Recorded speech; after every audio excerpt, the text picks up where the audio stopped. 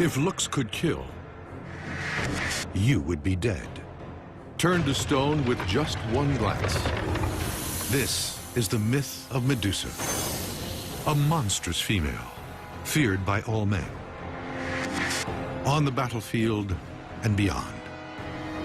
But she will be challenged by a surprising enemy.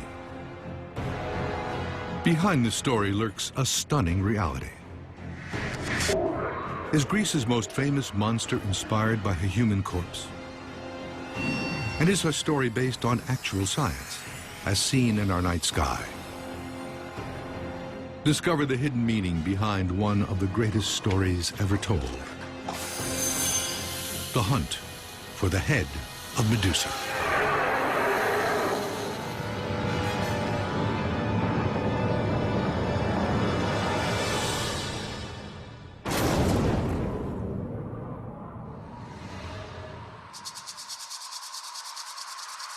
This was once a garden.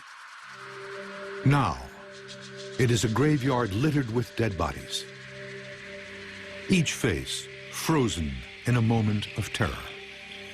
The fatal moment when it gazed upon Medusa. Her gaze penetrates right into your inner being and petrifies you from the inside out. The myth of Medusa has captivated us for almost 3,000 years. Today, her image still commands instant recognition around the world. The Medusa that we often see depicted on vases features a woman with boar's tusks, snakes curling around her head instead of hair. Sometimes she is bearded. Very often she's grimacing, facing us directly with her tongue lolling out of her mouth and her eyes staring straight at you. In ancient Greece, myths made sense of a confusing world. Their stories recorded history, explained nature, and dictated how people should live. The Medusa myth was no exception. They teach lessons to the society and help them organize things. And I think the Medusa story gives us a window into just certain kinds of values in ancient Greek society. It surely gives a sense of kind of a rich portrait of men's experience, insofar as they may well have felt at some point in their lives completely under the spell of some bewitching type of woman. Medusa can crush a man with a single penetrating look. It is a power that makes her nearly invincible. The Medusa myth awakens a number of fears in people, especially men. This image of the all-powerful woman whose gaze can't be averted, whose gaze can see right through you to expose everything inside of you, that can freeze you in your tracks and somehow devour you and consume you. And I think men in particular are very afraid of this sort of strong woman.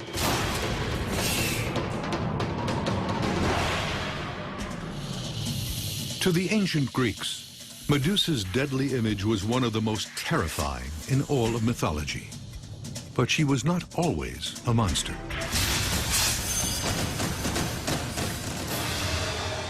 According to the myth, Medusa was once a ravishing woman. Every man in Greece wanted to possess her. What she's described as is she's a beautiful woman with long, flowing locks of hair. Every suitor wants to marry her. She causes envy among everyone. But Medusa can't get married.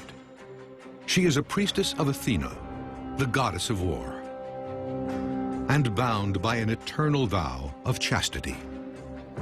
Athena is the patron goddess of the great city of ancient Athens. She's also a virgin goddess. Sex is not a part of her world. She's actually beyond the reach of any male desire. Servants in her temple would have been expected to be virginal, so they could devote their energies not to domestic issues and child rearing, but to the goddess's service. Medusa, the hideous image of evil, starts out as a symbol of purity. This is the story, but could it be based on reality?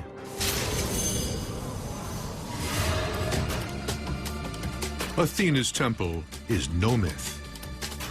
It still stands today high atop the Acropolis in Athens. The Parthenon.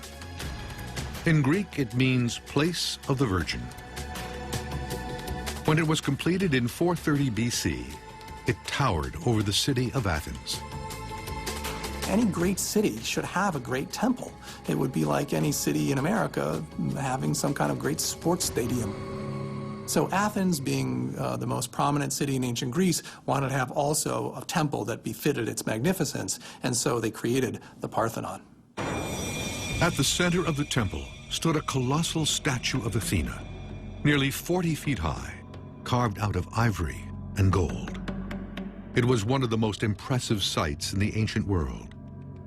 In the myth, this is where Medusa's tragic fate unfolds. Medusa's beauty is off limits, locked away in service to Athena. But one suitor will not let her vow of chastity stand in his way. Poseidon, god of the sea. Poseidon is his sort of very prominent masculine power. He is a god of the sea and a god of storms and a god of earthquakes. Earthquakes don't sort of just creep up on you. They hit you very hard. If he was angered, even just a little bit, he could explode violently and really do harm to you. In a fit of raw lust, Poseidon makes his move and ravages the virgin priestess.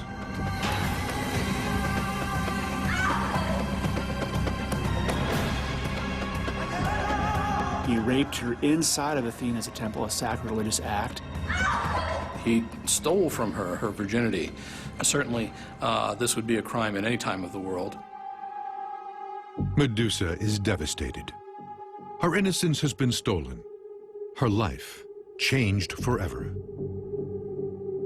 She was a rape victim, and so she was no longer eligible for ordinary marriage according to the mores of Greek times. And she was no longer a virgin either, so she wasn't able to be devoted to service to a goddess. For certain religious rites, you had to purify yourself from intercourse. So actually having intercourse in the temple is desecrating that space, hence Athena's anger. And Athena is furious. But not with Poseidon. As a powerful male god, this is expected of him. In the eyes of Athena, it is Medusa who deserves to be punished. The victim is about to become the accused. Athena is one of the guys. So she has this role that places her in the kind of male camp. She's going to side with the men. In a way, it reflects a society where they considered women more as property value. They recognize at some point that rape is necessarily harmful to the woman, but it doesn't seem in most of these myths that there's any sympathy at all, and frequently the female figure who is raped is the one who's punished. Athena will impose a devastating sentence on her shattered priestess. She will transform Medusa from a beauty into a beast. Her new look will bear a terrifying resemblance to a frequent and real sight in ancient Greece. Human corpses. Medusa, mythology's heinous snake-haired beast, can turn her enemies to stone with a single glance. Once, she was Greece's greatest beauty, desired by both men and gods. But after Poseidon raped her, Medusa's world changed forever. The Medusa story is a tragedy because she wasn't even the perpetrator of the deed. It was Poseidon who raped her in Athena's temple. But she's then turned into a hideous monster. In the myth, the goddess Athena curses Medusa without warning. She begins an agonizing transformation, clawing desperately at her face. Her skin cracks and withers, and her long silken hair becomes a writhing mass of poisonous snakes. Medusa's horrific transformation is almost complete.